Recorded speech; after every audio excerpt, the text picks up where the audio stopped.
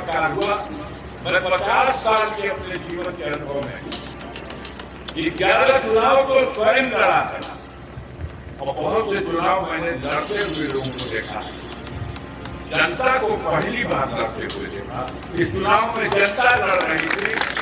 कार्यकर्ता और नेता श्रेय ले लेगा, हम भी श्रेय लेंगे, हम जीतेंगे तो क्यों नहीं लेंगे।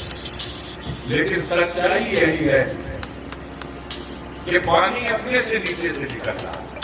हमको तो सिर्फ उसे सजा करके, कियारी बना करके कैसे एक ही जगह पानी इकट्ठा न हो जाए, पूरी कियारी में फैल जाए, पूरे खेत में सिंचाई हो जाए, इसी का तो प्रबंध करना।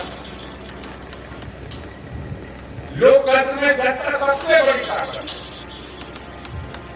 इस चुनाव में गाजीपुर नहीं, जखनिया नहीं, पूरे देश की जनता ने साबित कर दिया।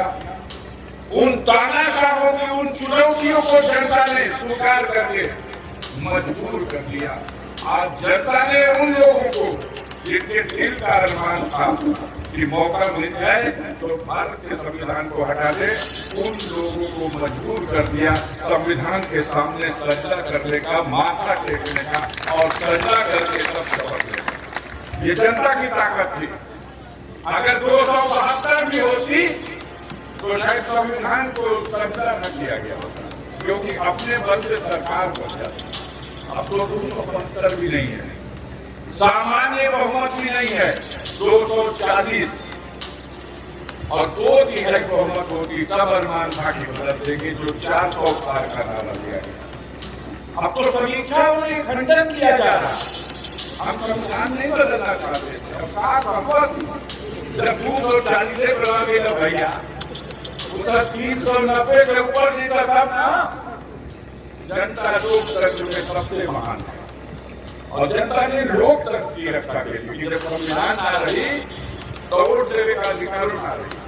तो जब बाबा साहब का संविधान देश में आ रही तो दूसरे गुलाम हो गई। हमारे पुरखा, आपका पुरखा जब कुर्बानी देने लगा, वो कुर्बानी बिहार चली जाएगी, इसलिए जनता खुद लड़ने लगी। ऐसे वोट पड़ा।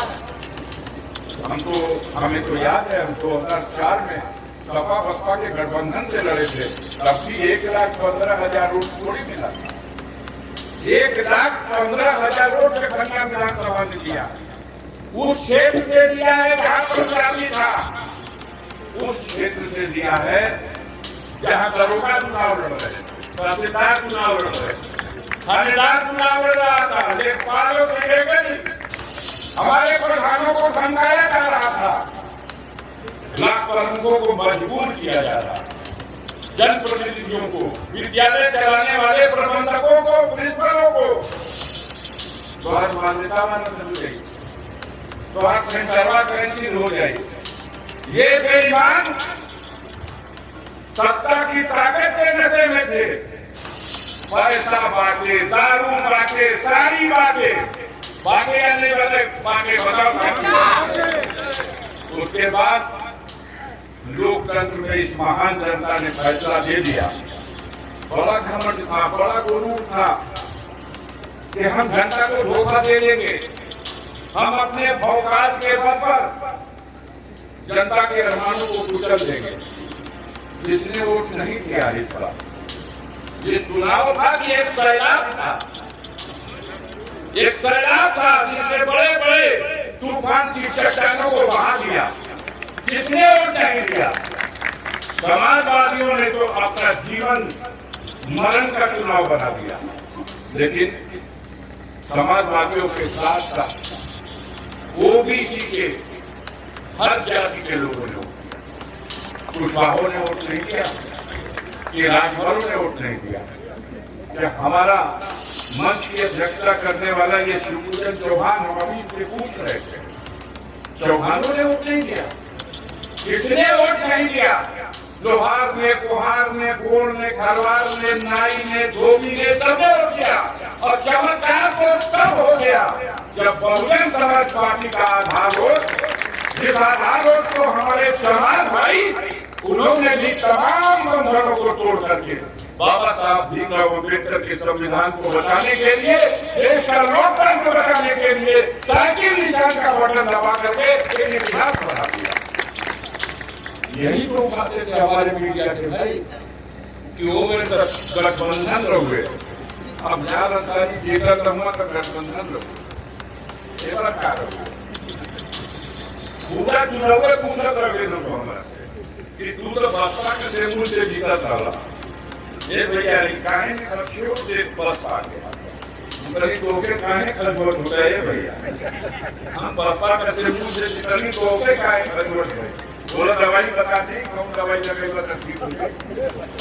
समाजवादी पार्टी बहुजन समाज पार्टी हो सकता है बहुत से लोग अभी नहीं समझ पाए बहुजन समाज पार्टी और बहुजन समाज पार्टी के नेतृत्व को मजबूर कर दिया गया था। छटपटा रहे थे लेकिन मजबूर थे।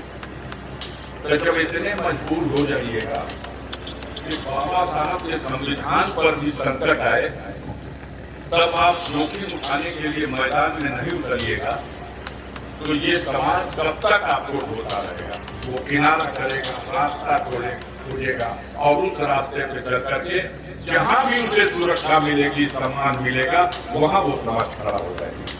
आज आवश्यकता है, हमारे साथी कई लोग बोल गए कि 2027 के लिए संकल्प लेना है। माननीय राष्ट्रीय अध्यक्ष अखिलेश यादव जी ने कहा 27 का संकल्प, तो 27 में संकल्प आप जिस मजबूती के साथ खड़े हो इस मजबूती को बनाए रखिए।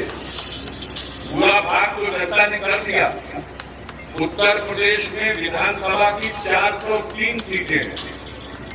403 सीटों में बहुमत भारतीय जनता पार्टी के पास है और सरकार भारतीय जनता पार्टी। ये 2022 का चुनाव का रिजल्ट है। लेकिन आज उत्तर प्रदेश के 80 लोकसभा सीटों पर जो चुनाव हुआ उन्हीं 403 विधानसभा सीटों पर जो जनता ने वोट दिया उस वोट में क्या फैसला किया? उस वोट में आज भारतीय जनता पार्टी जो सत्ताधारी दल है वो मात्र 35 सीटें पाकर के अल्पमत में है और समाजवादी पार्टी अपने दम पर सत्ताधारी दल से ज्यादा 37 सीटें हासिल करके आज उत्तर प्रदेश में बहुमत में। अगर उनके सहयोगी दलों की गिनती करोगे तो एक सीट अनुप्रिया पटेल की और 2 सीट जयंत चौधरी की, ये 3 सीट जोड़ दीजिए 33 में 36 उनकी हो गई। लेकिन अगर इंडिया गठबंधन के घटक दलों की सीट जोड़ी जाए तो 33 में कांग्रेस पार्टी की 6 सीट जोड़ दीजिए, आपकी सीट 43 हो गई। 403 विधानसभा क्षेत्र का जब नक्शा खोला जा रहा, ये तो चुनाव हुआ है लोकसभा का, फैसला लोकसभा के लेवल पे हुआ। लेकिन जैसे गाजीपुर लोकसभा में 5 विधानसभा है,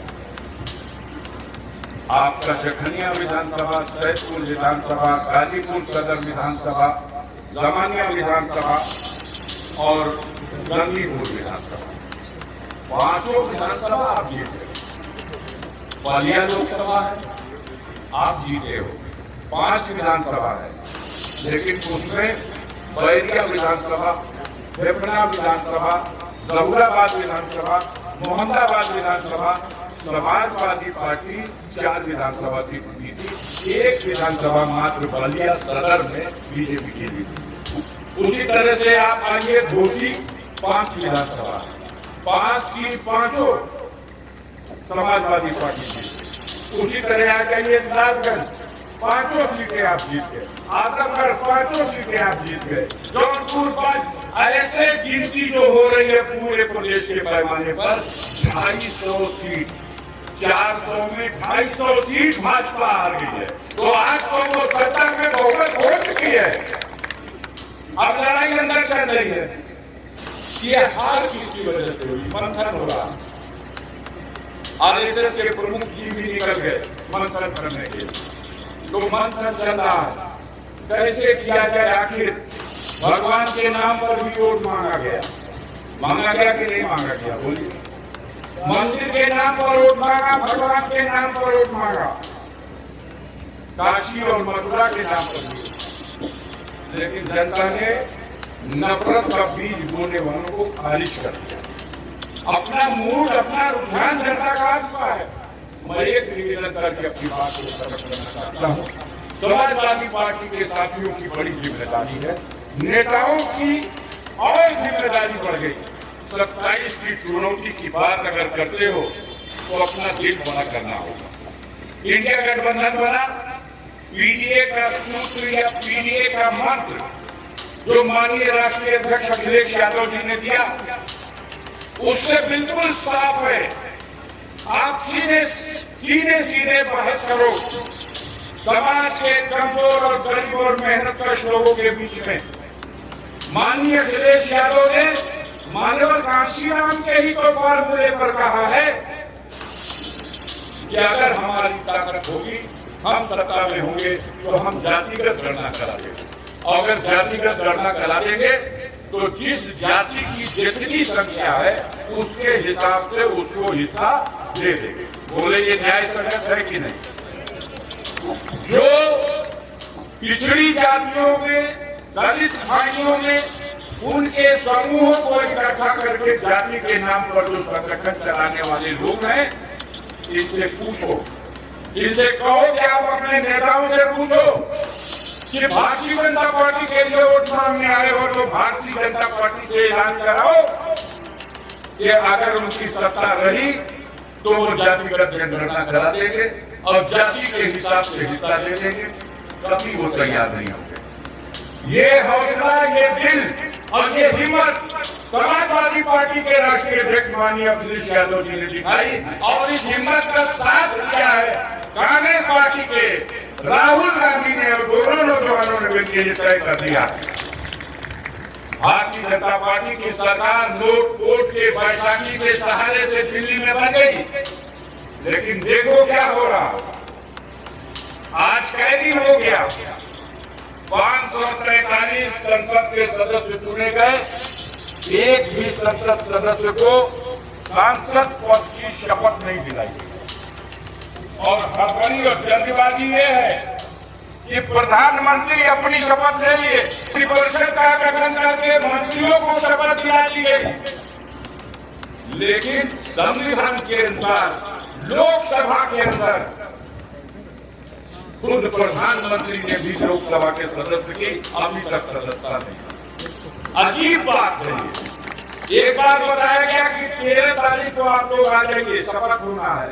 13-14 में शपथ होगी, 15 को चुना जाएगा लोकसभा का स्पीकर।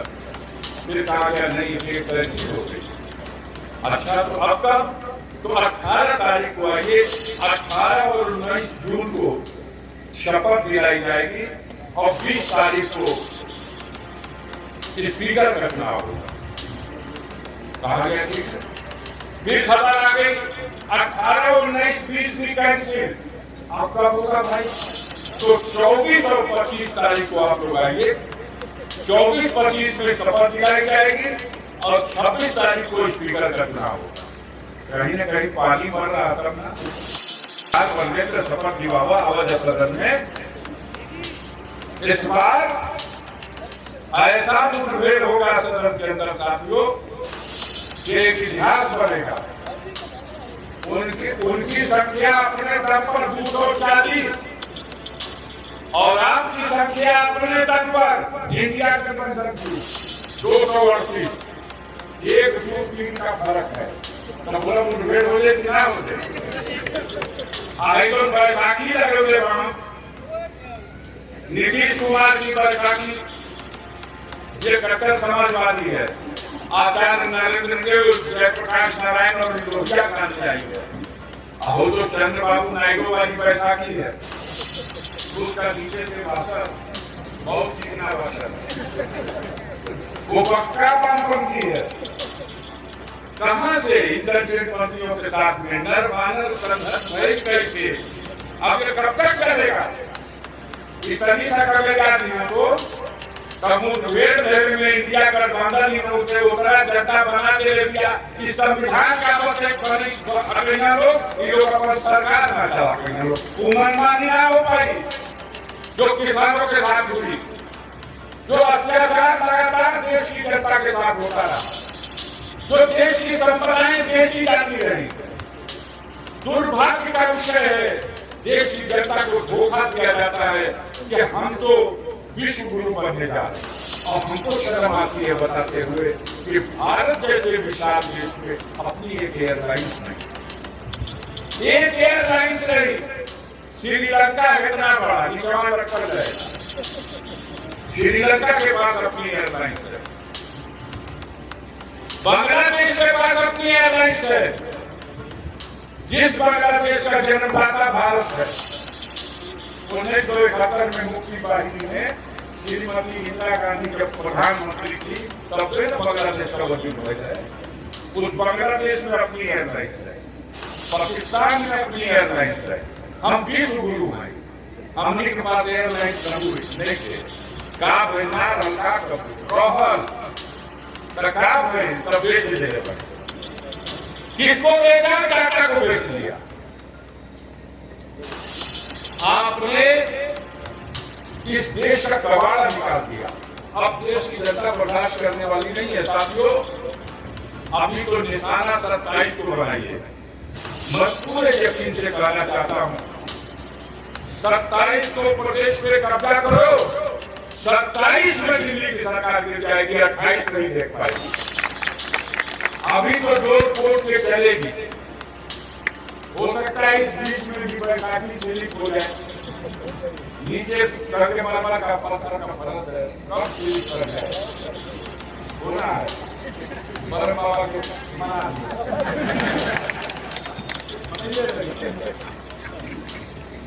तो साथियों, ऐसे हालात में समाजवादी पार्टी के कार्यकर्ताओं नेताओं से हाथ जोड़ के विनती है। हमारे नेता माननीय अखिलेश यादव ने कहा है, आप समझदार, ये जीत आपकी जीत है, लेकिन इस जीत में आपकी सहायता करने के लिए जो लोग मददगार हुए उनका भी सम्मान होना चाहिए, उनकी भी कदर होनी चाहिए, उनका भी इज्जत होनी चाहिए। जिन्होंने आपके मांगे बगैर भी दिया उनकी और ज्यादा इज्जत कदर होनी चाहिए। और खास तौर से गरीब समाज के लोगों से मैं सीधा इस मंच से संदेश और पैगाम देना चाहता हूँ कि आपकी फरियाद प्राथमिकता पर सुनी जाएगी। जो लोग भटके भी आ गए, जो लोग गुमराह रह गए, जो लोग ये फैसला नहीं ले सके कि चुनाव तक कि हमको क्या करना है और गुमराही में रहे, उनको भी मैं आवाज देता हूँ और अपने कार्यकर्ताओं से कहता हूँ तो उनको समझाने की कोशिश कीजिए। जब लोकसभा में एक भी प्रतिनिधित्व करने वाला नहीं होगा बहुजन समाज पार्टी का, जब विधानसभा में एक भी प्रतिनिधित्व करने वाला नहीं होगा बहुजन समाज पार्टी का, तो बहुजनों के हित की रक्षा के सवाल पर कैसे लड़ेगी बहुजन समाज पार्टी? उनके हितों की रक्षा करने का पूरा दायित्व माननीय अखिलेश यादव जी ने अपने हाथों में लिया है।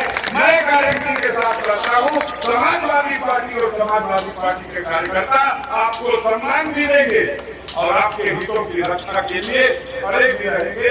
कल अगर सरकार बनी तो आपको बराबर की हिस्सेदारी और साझेदारी भी देंगे। इन्हीं बातों के साथ आप सबके प्रति बहुत बहुत आभार प्रकट करते हुए तमाम उन साथियों का जो बैकवर्ड क्लास के, मोस्ट बैकवर्ड क्लास के, या समाज के बुद्धिजीवी वर्ग में भी बहुत बड़ी संख्या है उनकी भी, जो समझदार लोग हैं, जो पढ़े लिखे लोग हैं, जो अंधभक्त हैं, उनको भूल जाओ। लेकिन जो सूझबूझ रखने वाले लोग हैं, जो न्यायप्रिय विचार रखने वाले लोग हैं, ऐसे लोगों की भी कदर होनी चाहिए, जिन्होंने इस लड़ाई में आपके साथ चल करके 2 कदम आपका साथ देने का काम किया। मैं अपनी तरफ से सभी साथियों को बहुत ढेर सारी शुभकामनाएं और बधाई। खास तौर से आज का मैं नाम पढ़ना भूल गया।